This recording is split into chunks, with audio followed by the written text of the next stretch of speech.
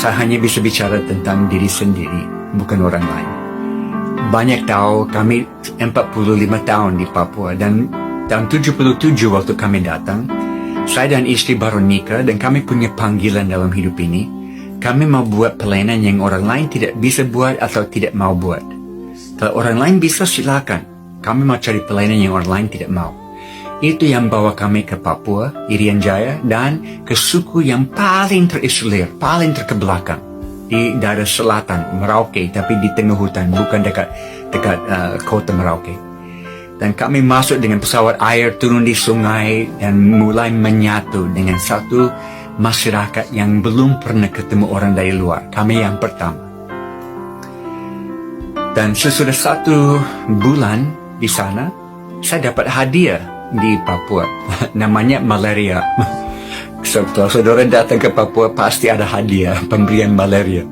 Dan malaria di Papua bukan malaria ringan. Ini malaria paling ganas di dunia. Angkatan Laut dari Amerika sudah buat penelitian di seluruh dunia, dan mereka menemukan di Papua adalah malaria yang tidak selalu bisa diobatin dengan obat yang ada. Selalu mutasi baru. Dan saya dapat malaria, panas tinggi, menggigil, muntah, dievakuasi dengan pesawat air keluar kembali. 1 minggu, 2 minggu lagi, malaria lagi. Dievakuasi keluar, sembuh kembali, malaria lagi. Setiap bulan malaria, 1 tahun, 2 tahun, 3 tahun, malaria terus. Saya tanya Tuhan, kenapa saya dapat malaria? Apakah saya punya panggilan untuk sakit? Karena saudara, saya tidak punya teologi penderitaan. Saya punya teologi kemakmuran yang Amerika sudah bawa ke Indonesia, maaf. Tapi teologi penderitaan saya tidak punya. Saya harus belajar itu di Indonesia. Di mana saya percaya Tuhan adalah Jehovah Rafa yang mau menyembuhkan. Tapi kadang-kadang dalam hikmat dan pengetahuan dia sendiri, dia delay, dia tunda kesembuhan untuk maksud yang lebih mulia, di mana kita bisa mencerminkan Yesus kepada dunia di dalam penderitaan kita. Dan saya dapat malaria terus sampai tahun ketiga ada terobosan dan banyak orang bertobat di suku kami, sampai menjadi kegerakan 80% suku ini percaya Yesus.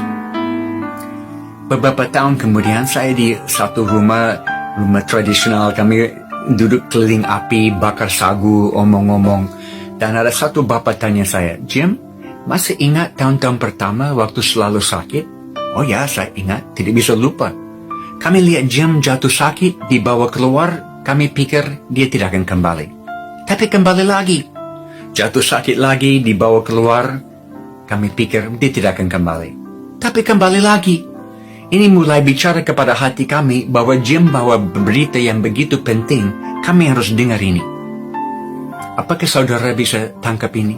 Tuhan pakai penderitaan dalam hidup saya sebagai persiapan bagi Injil di dalam hidup mereka.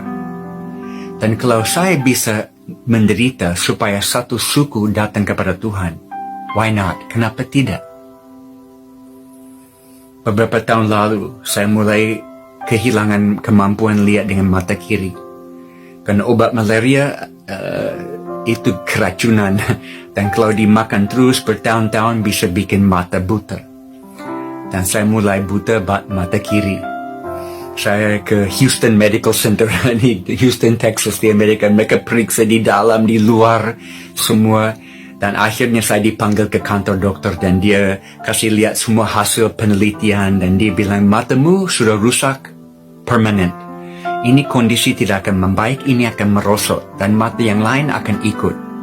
Saya duduk santai. Oke, dokter, terima kasih.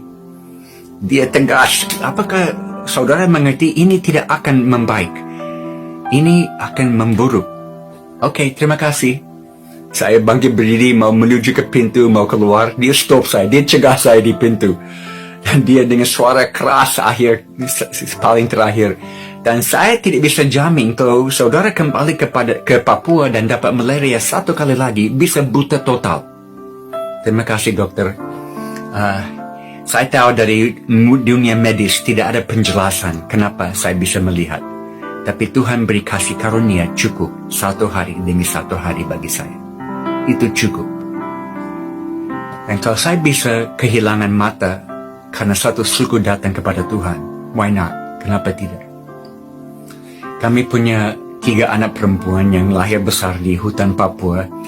Kami homeschool mereka supaya mereka ada dalam tim pelayanan bersama kami. Dan mereka dapat malaria ratusan kali, ulang-ulang. Dan 2, anak pertama, anak kedua hampir meninggal dalam koma 1 minggu, tidak sadar. Dan obat tidak menolong dan tidak ada pesawat untuk evakuasi.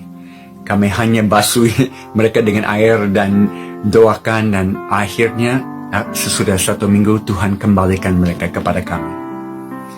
Tapi susah, tidak gampang sebagai ayah yang bertanggung jawab. Ada rekan-rekan misi yang lain yang tegur saya. Mereka bilang, Jim tidak bertanggung jawab. Ini terlalu bahaya, harus pulang ke Amerika, tidak bisa tetap di tengah hutan. Saya bergumul dan satu hari saya berdoa, Tuhan, saya percaya panggilan-Mu masih ada di atas hidup kami. Dan saya buat semua yang ada dalam kemampuan saya untuk menjaga keluarga saya. Saya harus percaya Engkau akan mencukupi kekurangan saya. Dan hari itu saya dapat damai sejahtera dalam hati saya. Saya tahu Tuhan akan selalu mencukupi kekurangan saya. Dan kalau saudara ketemu anak-anak saya, mereka sangat senang. Mereka besar di hutan Papua. Mereka tidak rasa kekurangan sedikit pun. Mereka rasa mereka anak-anak yang paling kaya di dunia. Dan mereka semua keluar kuliah dan masuk profesi bidang masing-masing. Dan mereka teruskan misi Tuhan dalam hidup mereka lewat bidang yang mereka pilih. Seperti Amy, anak pertama, yang waktu di hutan dia bantu mama di klinik. Dia umur 12 tahun, dia bisa bantu ibu-ibu melahirkan. Umur 12 tahun, dia bisa jahit kulit yang terbelah dari perang suku. Umur 12 tahun, dia bisa pasang tulang yang patah. Akhirnya dia ikut kuliah medis di Amerika supaya dia bisa dapat teori yang sesuai dengan praktik yang dia sudah tahu. Dan dia kembali, dan sekarang di kota di mana kami tinggal di Sentani, dia buka klinik kesehatan. Di mana banyak orang datang dan tubuh dijamah Tuhan dan rohnya dijamah Tuhan. Dan dalam COVID ini, klinik kami sekarang setiap hari melayani 600 pasien. Karena semua takut ke rumah sakit karena COVID ada di situ. Jadi mereka datang dan tetap dilayani dengan apa yang ada pada kami. Mungkin saya akhir dengan satu cerita terakhir. Pada satu saat kami mau buat baptisan air di suku di samping suku yang kami layani di pedalaman. Karena waktu kami lihat kegerakan di suku kami ajar mereka langsung. Injil dibawa kepadamu supaya bisa kamu bawa ke suku yang lain. Jadi mereka jadi missionaries langsung jadi. Dan mereka bawa ke suku-suku yang dulu adalah musuh mereka. Yang membunuh dan memakan orang tua mereka. Semua orang seumur dengan saya dan lebih tua tahu rasa daging manusia. Mereka kanibal pada waktu itu. Jadi musuh di sebelah timur dari suku kami adalah suku yang kanibal, membunuh dan makan orang tua mereka. Tapi mereka balas dengan kasih Tuhan. Luar biasa. Dan kami masuk satu kali untuk baptisan air pertama di tengah-tengah suku itu. Dengan pesawat air kami take off di sungai kami, di kampung kami. Dan saya satu penetua jemaat dan pilot, 3 orang. Karena di mana kami mau turun itu sungai sempit, kecil dan tidak bisa terlalu berat, harus ringan. Karena pesawat hanya bisa landing dan take off di sungai yang tanjung cukup memungkinkan.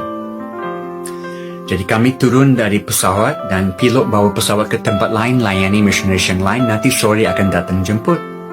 Hari itu kami buat baptisan air, banyak orang dibaptis, ada banyak makan, dan kami nikmati hari itu.